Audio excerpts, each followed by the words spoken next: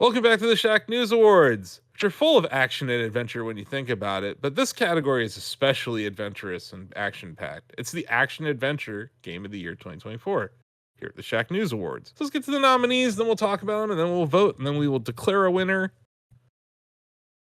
But here we go. Warhammer 40k, Space Marine 2, Another Crab's Treasure, The Legend of Zelda, Echoes of Wisdom, Prince of Persia, The Lost Crown, Indiana Jones, and The Great Circle. And last but not least, Black Myth Wukong. Feels like we've been talking a lot about Space Marine 2 in today's session of deliberations, Greg, but We have. It's been nominated for quite a few, yeah. but I think this game is more action than adventure in my eyes. It's action packed. There's a lot of action going on. Yeah, it is action packed. It is actually like when you compare it to the other games on this list, I feel like it's not as large and like in world scale, right? For the adventure, there still is an adventure happening, but it's much more focused. But like to me, it's like, yeah, it's in this category mainly because some of those takedown animations are just glorious. But I'll also say what's cool about it is that during the campaign mission, the single player mode or the co-op mode, there's like another squad doing things. So there's like two sides to every mission. It's like David, it's like the Resident Evil scenario A and B, right? They come together like in this, they work together. So that's kind of cool. So you can play the first mission through, and then you can play again from the other squad's perspective of the same mission you were doing, which is kind of interesting. So it broadens the narrative and the story and the adventure a little bit more, where you have to go rescue a person, and then the squad has to kill this tyrant, and then and then they work together. So it's just kind of like fun, Halo 2's campaign, right, Sam? You get to play as the Arbiter. Yes. Or like ODST, where you drop down into Metropolis. We don't talk about ODST. Going back to the ODST stuff, yeah. Going back to the old school Halo stuff, yeah. Sorry. Orbital Drop Shock Trooper. Dude, it's so good. We're going to play it. You and me. We're going to co-op it. No, we're not. And we're going to be like, remember how good this is? This is just like Gears. So just hear Austin say, this is amazing. It's just like Gears. No, I had never said any of these things. Although Warhammer 40k Space Marine 2 definitely fits this category. A game that's kind of different, but I think falls more into the adventure, action and adventure, but definitely more on the adventure side. Another Crab's Treasure. TJ, were you the one who reviewed this for us? What are your thoughts? It's a really charming Souls-like. And a lot of Souls-like is straight up grimdark, and Another Crab's Treasure is kind of bleak in its environmental storytelling, but outside of that, it's goofy as hell. This game is, and it's competent too. Like, just for being funny doesn't mean it doesn't put itself up there as like a competent Souls-like. It's got a good gimmick for the genre, where you are constantly sort of swapping your powers as you find different shells that work with Krill, since he's a hermit crab. And like, just it does all the things a good Souls-like does, while also pushing out into its own a little bit and really kind of making its place among the genre. And I think that's getting harder and harder to do these days, especially with the fact that like From Software has done an amazing job of exploring different facets of the genre that they're the masters of, and others have kind of also covered different facets of this. So standing out in that genre is getting increasingly hard, and I appreciate Another Crab's Treasure for kind of doing that, even as an indie company. Nice. I guess I can talk a little bit about The Legend of Zelda Echoes of Wisdom. I reviewed it, gave it a 10 out of 10. This is the first top-down Zelda game that has like a true open world vibe to it. They brought, I think Ozzy, you wrote in your preview for it, that they brought the Breath of the Wild genre to the top-down Zelda equation. And it worked extremely well.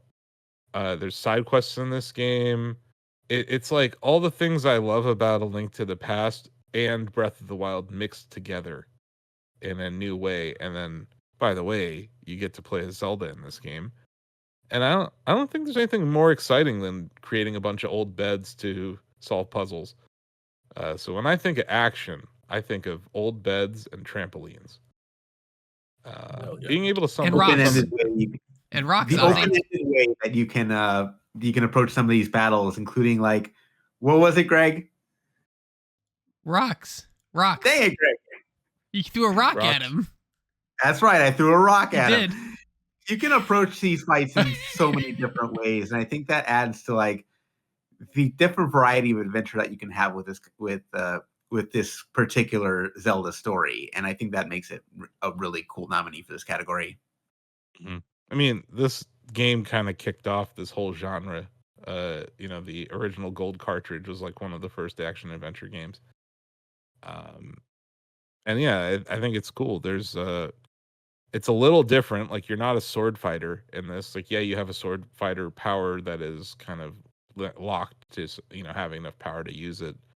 Like, there's a time gate to it.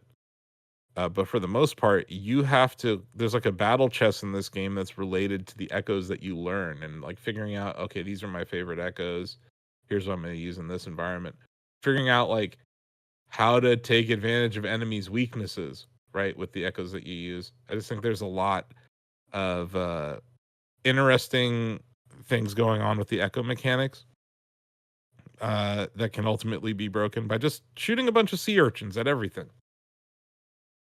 But yeah, I enjoyed like traveling through the world. I enjoyed like healing the rifts. I do think those were very cool puzzles and platform puzzles and other kind of proper Zelda dungeons. Like we finally got Zelda dungeons again. But then there's also like quality of life improvements, like being able to fast travel within a dungeon instead of having to double back. I think there's little things like that. Instead of like having you cook food, you make smoothies in this. But like the making of the smoothies is fun, and unlocking the cookbook and stuff. So you get like a lot of the charming parts of the open world designs of both Tears of the Kingdom and Breath of the Wild you get in this game, but it's in this cute, chibi kind of Link's Awakening style. And speaking to that fast travel thing, Austin, and being able to do it within the dungeons, I love that this game doesn't penalize you for kind of thinking outside the box a little bit and going around the intended path. Like there was that one dungeon where you start to walk through that first room, but the floor crumbles underneath you and you fall all the way down to the basement. It wants you to fight your way all the way back up, and I'm just like, no, I'm just going to warp back to the door and I'm just going to make a bunch of beds. I'm going to cross the gap. Do that instead. Save myself like 20 minutes. And it doesn't penalize you for that. I think that's really cool. And that's not unlike when you're in Breath of the Wild or Tears of the Kingdom and you solve a shrine puzzle the unintended way. It's like, well, you still did it, kid. Here you go. Have your spirit orb and be along the way.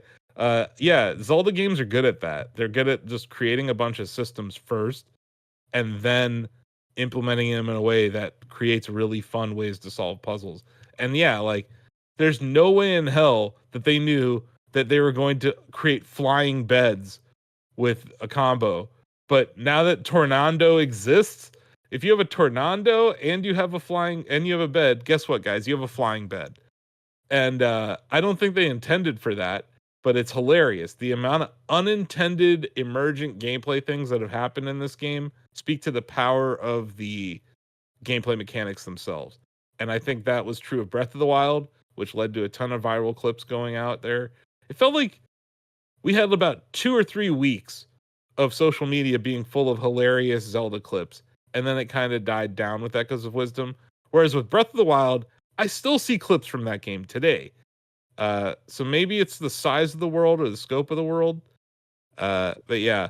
And then just from a story standpoint, or at least from the single player progression standpoint, they did so many of these things that I just found very charming. Like, the Lost Woods aren't the Lost Woods in this game. It's like the Enchanted Forest or something. Like there's these, you're in a different timeline because Zelda doesn't even know who Link is in this timeline. And I thought they did a good job of telling you a story without hitting you over the head with it repeatedly, which Zelda, I think a good Zelda game does that well. And this one did that. But yeah, I think a very good nomination here in a very stacked category. But it definitely sticks out among the other nominees as like a top-down Zelda game. Yeah. We've talked about Prince of Persia: The Lost Crown in some other categories recently and throughout the awards. But this is definitely an action adventure game, David. This is like, Yeah. I think, when I think back to the earliest action adventure games, this is one of them. This and like Pitfall. Yeah. Yeah. This game is just fantastic. It got 9 out of 10 here at Shacknews, and deservedly so. I love the movement. I love the exploration. I love the combat. It's really fun, as Metroidvanias are, when you get the latest key in whatever form to unlock a new area. It has a lot of those movement puzzles that Prince of Persia is famous for, where you have to combine a lot of techniques to navigate through areas and find secrets.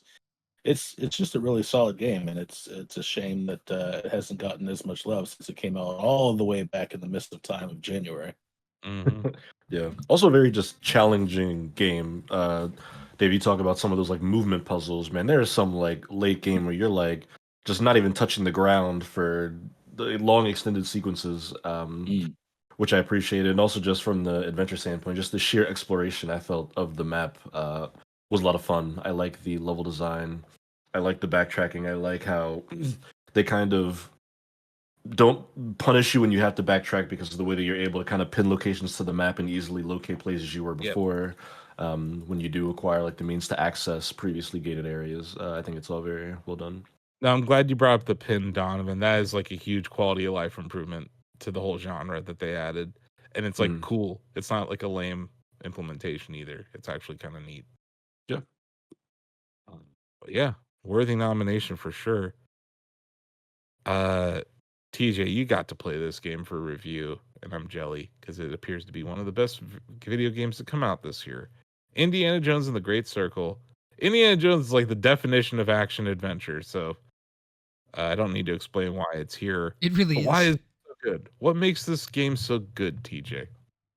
It is the perfect personification of what it should feel like to play or be Indiana Jones in a video game. Like, you do all the things that Indy does in the movies with as much aplomb as he does in the movies. Like, swinging around, solving like puzzles, disarming temple traps that would destroy you if you got them wrong. Exploring crazy cool locales, and then punching Nazis in every one of them.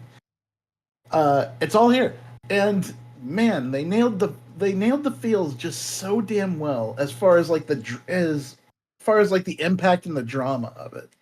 It really does feel like a movie at so many different points, and you're just given control to play it as you go. I really applaud Machine Games for showing us that they could do a PG game and nail it this hard, because we're all so used to them doing Wolfenstein and being absolutely over the top brutal. But this game is a smart puzzle platformer, in my opinion, more than it is a first person shooter, more than it is a like anything else.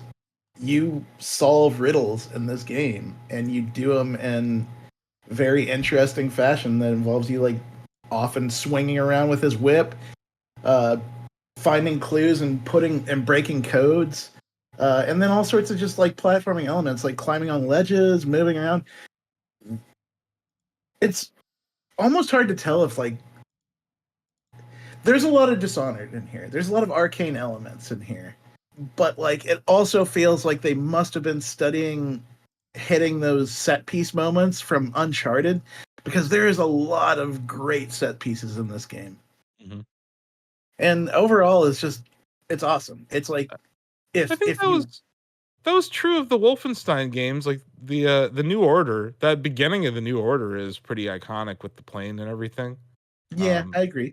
They've been good at environmental design, but it was within the Wolfenstein universe, so it's way less colorful and vibrant. Like the worlds that they got to recreate, and they definitely sat down with like Raiders of the Lost Ark and Temple of Doom and like took notes, because one-to-one recreations. Greg did a really good job of creating these like side-by-side comparison videos where they stayed true to the original source material like extremely well, as did Troy Baker with his voice.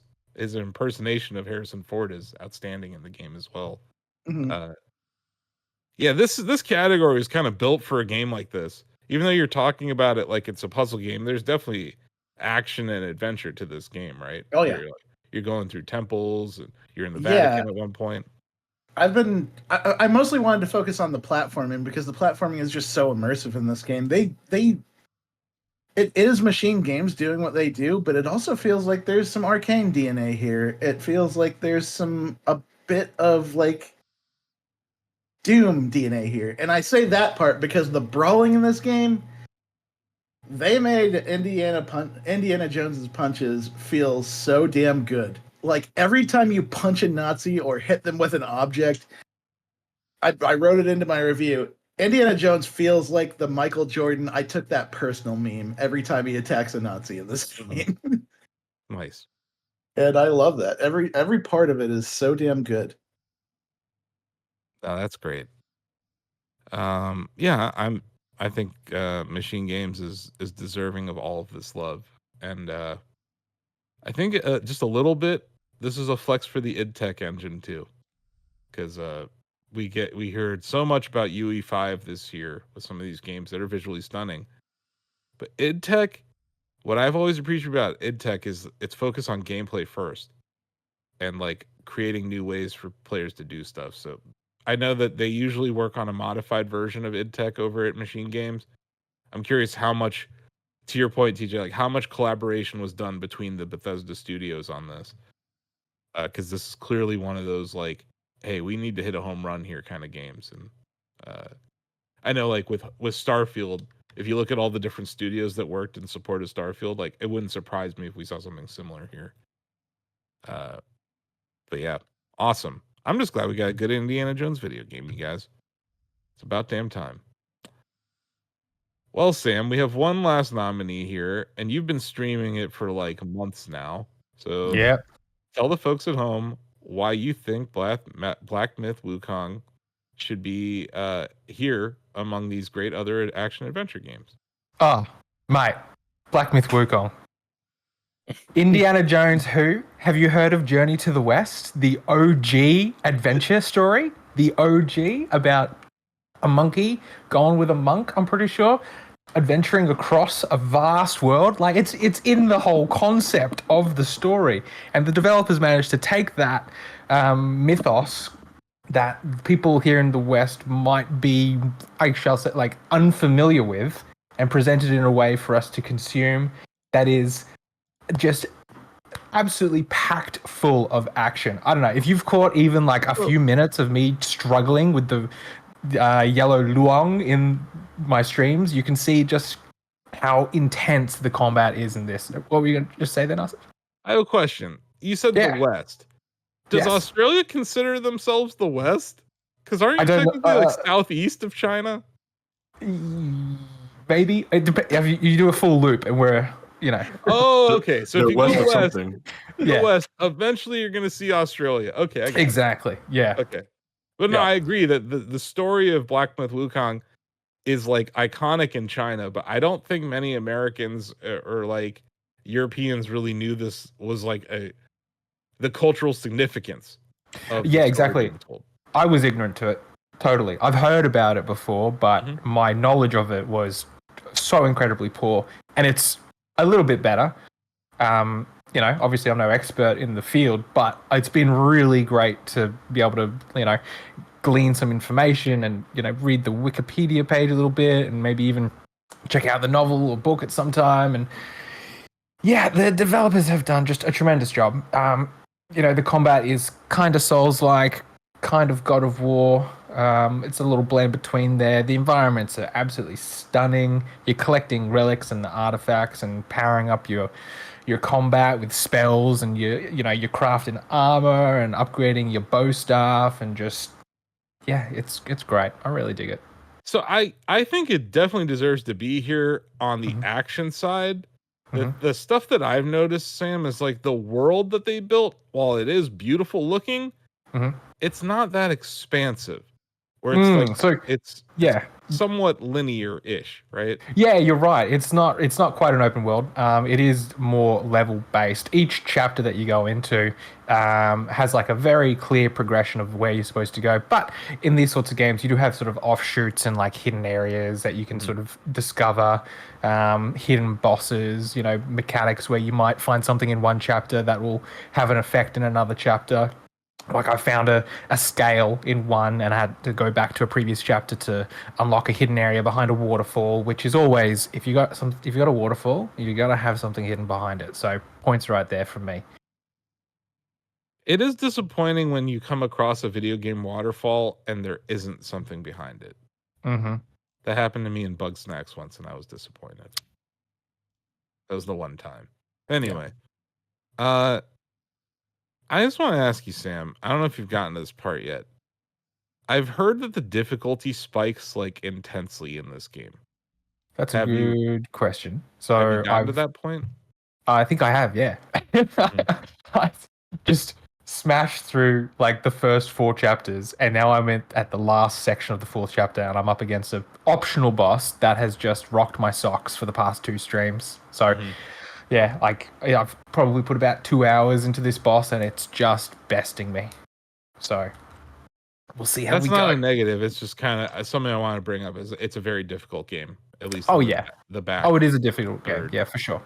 Yeah. Nice. But yeah, I think it deserves some love this year. Like you said, it definitely sticks out. You guys want to vote? It's the Dark Souls of Black Myth Wukong. Oh, Overruled. I told you, I'll hold you. You know what? You're very close to being held in contempt of the Shacknews Awards right now. Because we don't like that meme. That's a bad meme. It was especially bad when Cliff Blazinski said it at E3 while I was talking to him about It's Watt's reaction was hilarious too. Steve Watt's reaction. Steve Watts was like, ugh. Well, that's because Like- he knew what that time was. I was like, oh, nothing good is coming of this. Yeah.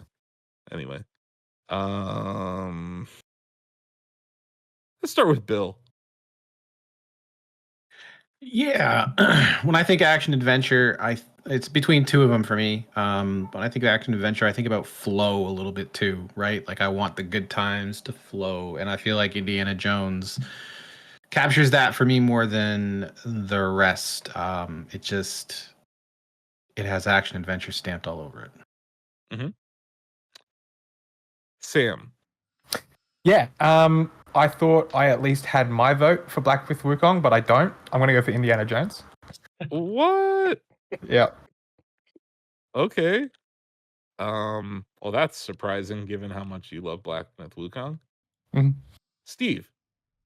I'm going Indiana Jones. Yeah. David. Prince of Persia. Oh. Donovan. I'll stand in solidarity with David on Prince of Persia, Lost Ground. Danny. I think I'm gonna show some love to another scrap treasure. Oh, another crab's treasure. Greg. Indiana Jones. TJ. Indiana Jones. Ozzy. Indiana Jones. Well. My vote does not matter at all. So I'm gonna vote for Zelda. There's nothing you can do to stop me.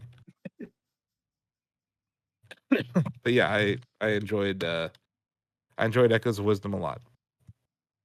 But yeah, there can only be one best action adventure game of the year 2024 here at the Shacknews Awards. And while all these nominees are great and you should check them all out, the winner is Indiana Jones and the Great Circle. So congratulations to Machine Games, Bethesda, Xbox, Microsoft, Phil Spencer, Satya Nadella, I don't know, BJ Blazkowicz, right? Did I miss anyone? Well, anyway. Our Shacknews best action adventure game of the year 2024. Indiana Jones. The Great Circle.